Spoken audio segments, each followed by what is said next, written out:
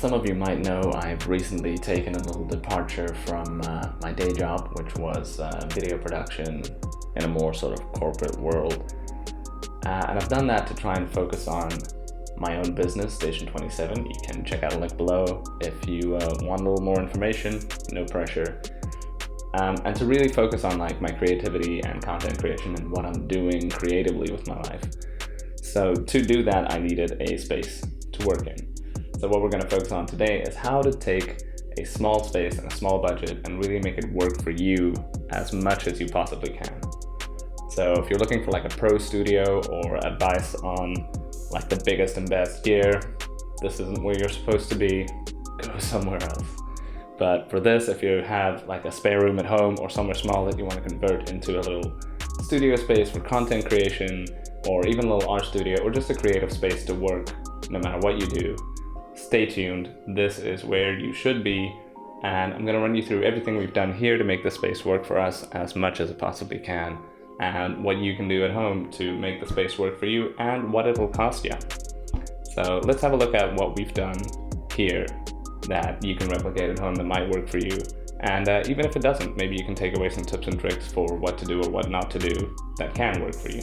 All right, first things first, and I've gone ahead and turned off all my auxiliary lighting and extra lighting that I've built in the back, and even my key light. I've just got the room's lights on the way it has always been, because we want to focus on things step by step here so you can actually see some of the difference it makes. Unfortunately, I didn't film before I started painting, which I would have loved to, because it would have given you an even better idea of how the space is transformed. But we'll have to deal with what we have, hindsight 2020 and all that. So first thing you want to look at, obviously very basic, paint. Paint the room, get some colors, figure out what kind of aesthetic you're going for, what kind of look and feel you want, and try and figure out what you're going to do with lighting before you start painting, so that you know where you're going to go for your complete product. So for this, I did a little sketch up. I knew I wanted to do a lot of wood, natural tones. I wanted to do some plants eventually. And I knew I wanted to work my little Edison bulb creations into this somehow. So I went for like a nice dark gray on the walls, with one accent wall being quite a nice soft naturey green to play off the wood tones, and also eventually the plants that I'm planning on bringing into the space. Next, we have our lighting. For me, obviously content creation is important, so it was very important for me to think about the positioning of my lights, what they're doing to the scene, where they are in the scene, not just in how they're lighting me, but how they're lighting up what you can see as the viewer.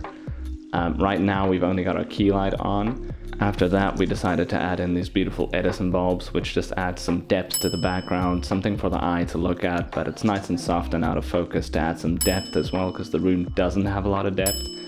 So we need to sort of keep the eye busy, keep the background full, make the scene look interesting. Nothing makes your content look cheaper, quicker than just a person sitting in front of a white wall and there's nothing else to look at but this person. So we try to add some personality through that. Next up after that, we have a small LED strip that's actually used as like an emergency lighting solution, or a little accent light. In this case, it's USB powered. We've got it plugged into this battery bank that can run for about 6 to 8 hours, which is more than what we'll ever need to record something.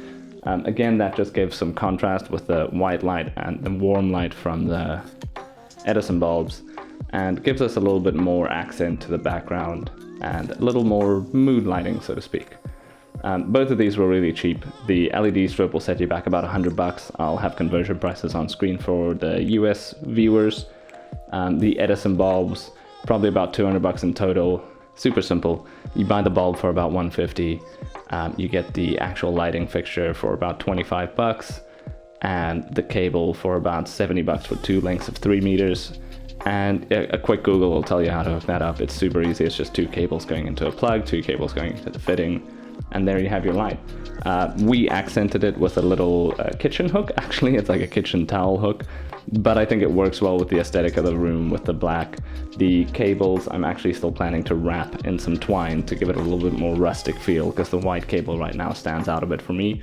But that's something for future. Maybe I'll run you guys through how that works when it gets there, or just show it off in my next video. We'll see how that goes. And then lastly, of course, we have our key light, which in this case is a very cheap little LED ring light that we bought online. It was like $130. Super cheap, super simple, has a little diffusion ring, a bunch of LEDs inside. It actually runs off USB, so in this case we're running that off a battery bank as well, which makes it nice and portable. But the light quality for a use case like this, it's more than sufficient. It looks great, it adds enough accent lighting, and I'm pretty happy with it, especially for the price point.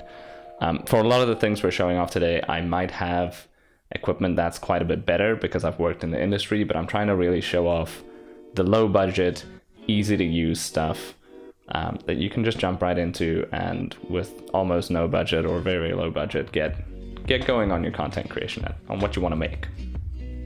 And then next up we have our workspaces, our two tables here, which is this one and that one back there. Again, super cheap, super simple.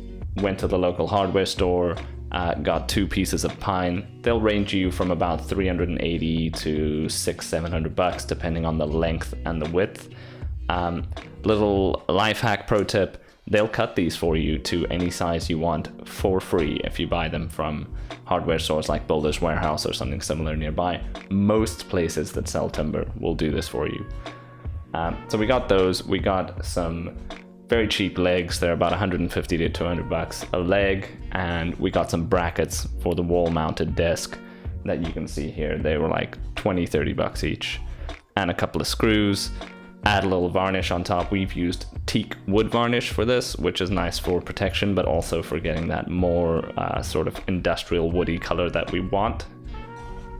Just put some varnish on it, slap it together, and off you go. Self-tapping screws are a godsend here. Self-tapping screws just run into all of these. You might need a drill for the brackets on the wall, but again, that's something most people should have or easily be able to borrow from someone like a dad or an uncle or a DIY handy friend nearby.